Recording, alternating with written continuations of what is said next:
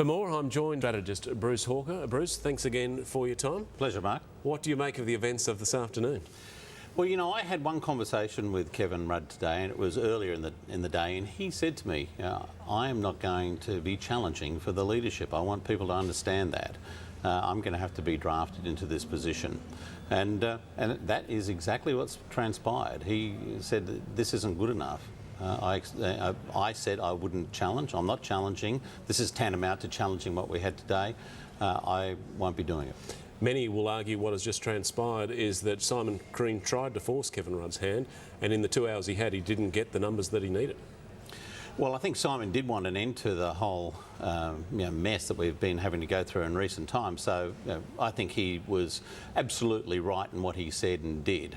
But you can't really bring these things on in 2 hours. I think that was probably what the Prime Minister wanted to do, but I think these things require a bit more time. You spoke to Kevin Rudd today. What do you think his actions will be from here on in?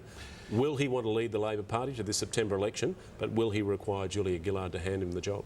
Well, you saw what he said there. I think my interpretation of that is, look, if they come to me and say, we want you to be the leader, not in a contest, then I think he'd probably be interested, but I think it would have to be on his terms and at a time that wasn't so close to the election to be fruitless. Given what you've seen this afternoon, given what has just unfolded, who do you believe will take the Labor Party to the federal election in September?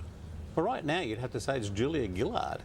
She keeps winning the support of the caucus, notwithstanding the fact that she's extremely unpopular with the Australian public. What are her chances of winning that election given that scenario? They're remote.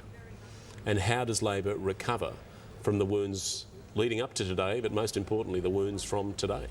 Look, one thing I think Labor has not done particularly well is campaign. They've been spending a lot of time focused on themselves here rather than on Tony Abbott. And Tony Abbott is a pretty big target, I think, for the Labor Party if they can just focus on him and what he represents, which I don't think is anything particularly exciting as far as the Australian electorate's concerned, and then focus on Labor values, Labor principles, health, education, jobs. They've got to get back to those sorts of things with clear air.